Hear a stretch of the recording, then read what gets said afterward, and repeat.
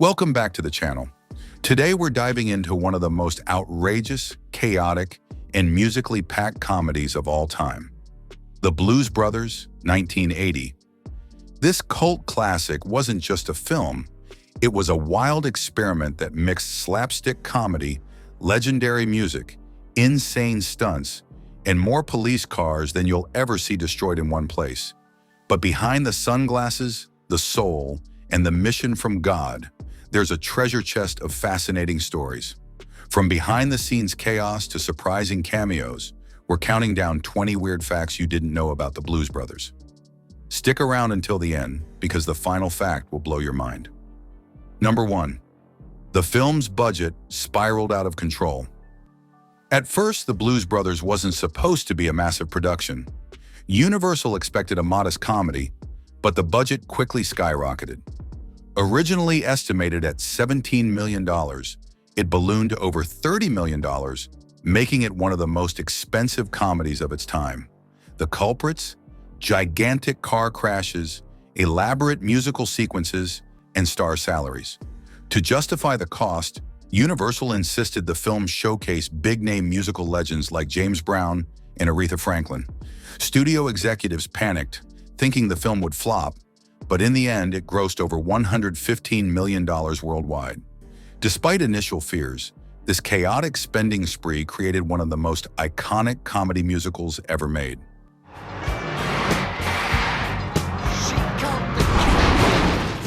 Number 2. The police car destruction set a world record. One of the film's trademarks is its ludicrous car chases, especially the sheer number of police cars destroyed. Director John Landis and his team smashed 103 cars during production, setting a record at the time for the most vehicles wrecked in a movie. The pileups and stunts were so massive that Universal had to purchase cars directly from the Chicago Police Department's fleet auctions. In fact, the film's carnage was so over the top that insurance companies refused to cover it, forcing Universal to self-insure. For years, no other film dared to match this level of destruction until The Blues Brothers 2000 topped its own record decades later.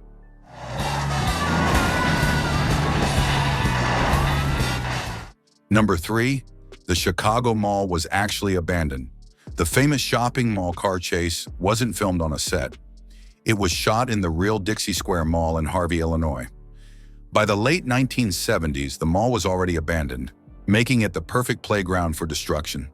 The crew completely dressed the empty mall with fake stores, neon signs, and displays just so Jake and Elwood could tear through it in a police chase. The chaos was so real that locals complained about noise and debris. The mall itself became infamous, remaining abandoned for decades until it was finally demolished in 2012. That single sequence turned a dead mall into a piece of cinematic history.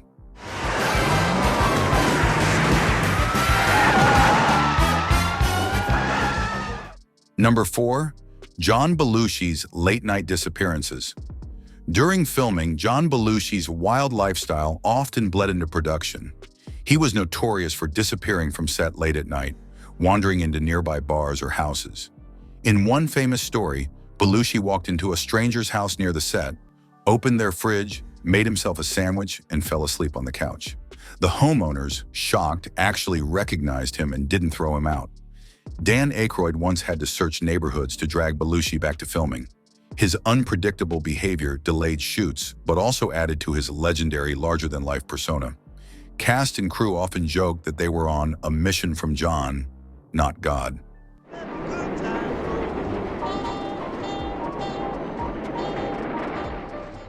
Number 5. The cast needed real police escorts. Because filming took place on the streets of Chicago, the massive car chases caused chaos for the city's traffic. To manage the insanity, the production required actual Chicago police escorts. For some of the largest chase sequences, entire streets and freeways were shut down. Residents often had no idea a movie was filming, so they were stunned to see dozens of police cars barreling through their neighborhoods. In some cases, real police were also used as extras, driving vehicles during pileups. Without the city's full cooperation, these sequences would have been impossible.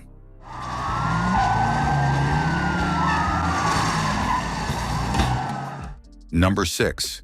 Dan Aykroyd wrote an extremely long script. Dan Aykroyd, known for his eccentric writing style, delivered a first draft of the script that was nearly 300 pages long, almost 3 times the normal length of a movie script. He filled it with excessive detail, long backstories, and elaborate descriptions of the Bluesmobile.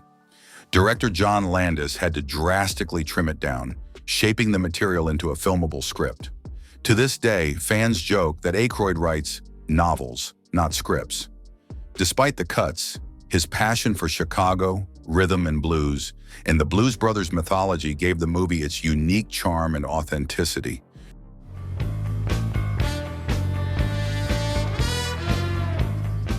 Number 7. The Bluesmobile was a real beast. The Bluesmobile wasn't just a movie prop, it was a modified 1974 Dodge Monaco police car, and it was built to handle real stunts. The car was fitted with heavy-duty shocks, reinforced steel, and even a powerful police interceptor engine. Several versions of the Bluesmobile were used for filming, each customized for different types of stunts, including jumps and high-speed chases. The crew even dropped one from a helicopter for a dramatic crash scene. For many car enthusiasts, the Bluesmobile is as iconic as the DeLorean from Back to the Future.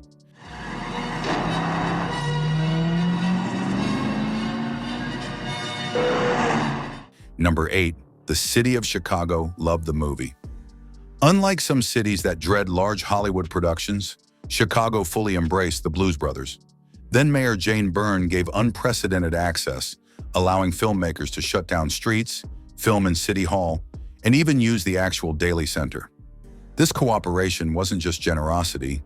City officials hoped the movie would improve Chicago's image, which had been struggling with crime and financial decline. The gamble paid off as the film showcased Chicago's landmarks and neighborhoods to millions of viewers, effectively turning the city into a co-star of the movie. Lower Wacker Drive. If my estimations are correct, we should be very... Number 9. James Brown's scene took 50 takes. The legendary church revival scene with James Brown nearly wore the cast and crew out. Director John Landis wanted maximum energy, so Brown performed the sermon and song dozens of times. The extras, many of them not professional dancers, grew exhausted trying to keep up with his electrifying performance. In total, it took around 50 takes before Landis was satisfied. Despite the grueling effort, the scene became one of the most memorable in the film, capturing the spiritual and musical energy that defined the Blues Brothers.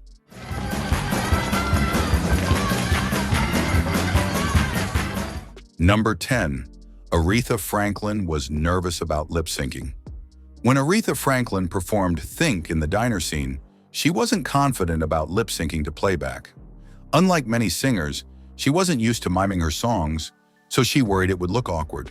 To help, Landis had her perform the number multiple times until she got comfortable.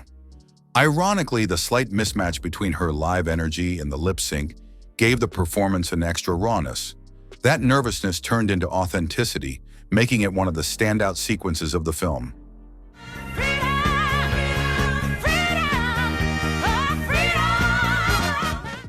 Number 11. Cab Calloway almost didn't perform. Minnie the Moocher. The studio wasn't sure audiences would connect with Cab Calloway's 1930s hit Minnie the Moocher. They even considered cutting it. But Dan Aykroyd and John Belushi fought hard to keep it in, insisting Calloway's performance was essential to honor the roots of rhythm and blues. The scene became one of the highlights of the film, with Calloway's tuxedo-clad swing style bridging generations of music. Without this moment, the Blues Brothers would have lacked one of its most magical musical numbers.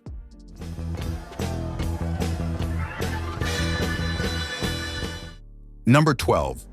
Ray Charles had trouble filming his scene. Ray Charles's music shot performance is iconic, but filming wasn't easy. Because Charles was blind, the blocking had to be carefully arranged to make sure he could navigate safely on set. He reportedly fired real bullets into the wall for his gunshot gag, shocking the crew, but also making the moment hilariously authentic. His humor and improvisation elevated the scene, proving once again that Charles was more than just a musician. He was a natural performer.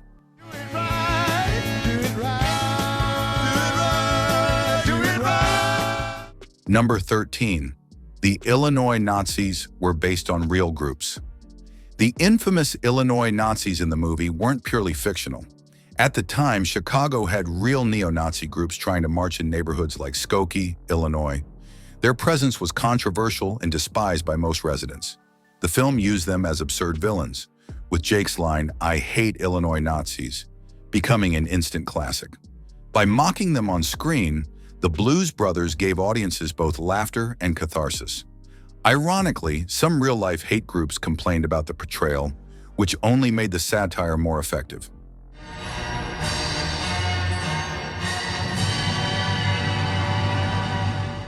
Number 14. Carrie Fisher's cameo was a personal favor. Carrie Fisher plays Jake's vengeful ex-fiancée, armed with rocket launchers and flamethrowers. But her role wasn't just a casting choice, it was personal. Fisher was actually engaged to Dan Aykroyd during filming, and he offered her the part as a fun cameo. She accepted, and her over-the-top vendetta became one of the film's funniest subplots. The chemistry between her and Belushi added a real spark, since the tension wasn't entirely fictional.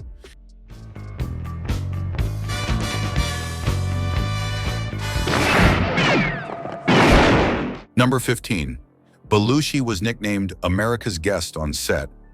John Belushi's charm extended beyond the set. Locals in Chicago adored him, and he frequently wandered into homes, bars, and restaurants during filming. Crew members joked that he could get free food, drinks, and even shelter anywhere he went because everyone wanted to hang out with him. This earned him the nickname America's Guest. While his habits sometimes disrupted production, they also deepened his legendary status as one of comedy's wildest stars.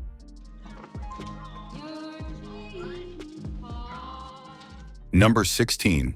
The film faced resistance in the South. While Chicago embraced the movie, not every part of America did. When The Blues Brothers was released in the South, some theaters refused to screen it because of its predominantly black musical cast. Studio executives worried this would hurt the box office, but Dan Aykroyd and John Belushi refused to cut any performances. Their insistence paid off as the musical legends helped make the film timeless.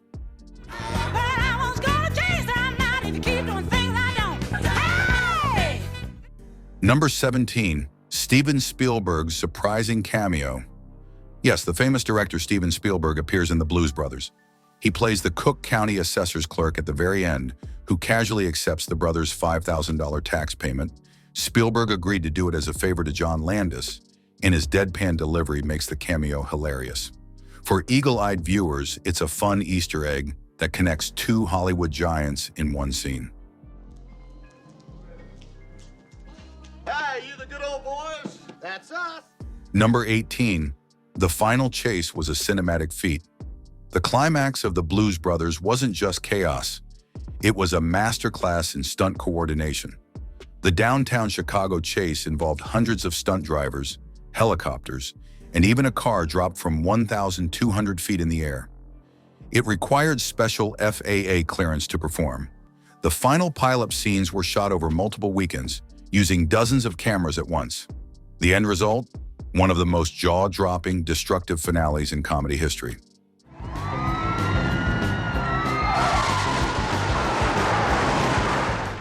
Number 19. Belushi's health was already declining. Though Belushi's performance is full of energy, his off-screen lifestyle was already taking a toll. He was struggling with heavy drug use, which sometimes made it difficult to keep him focused on set. Dan Aykroyd often had to step in as both co-star and caretaker. Tragically, Belushi passed away just 2 years later, in 1982. His performance in The Blues Brothers now feels like a bittersweet reminder of his incredible talent and the chaotic life he lived.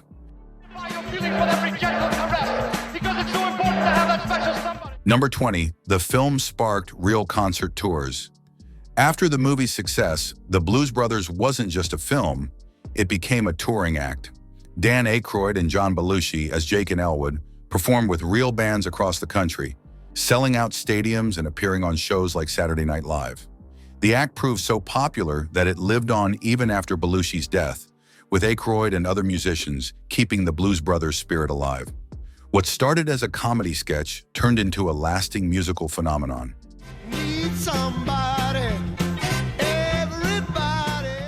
And there you have it. 20 weird facts about the Blues Brothers, 1980. From record-breaking car crashes to legendary musical performances, this film wasn't just a comedy, it was a full-blown cultural event. Belushi and Aykroyd created something that has lived on for decades, influencing music, comedy, and even how Chicago is seen in pop culture. Which fact surprised you the most? And should we dive into the Blues Brothers 2000 next time? Let us know in the comments, and don't forget to like, share, and subscribe for more movie deep dives.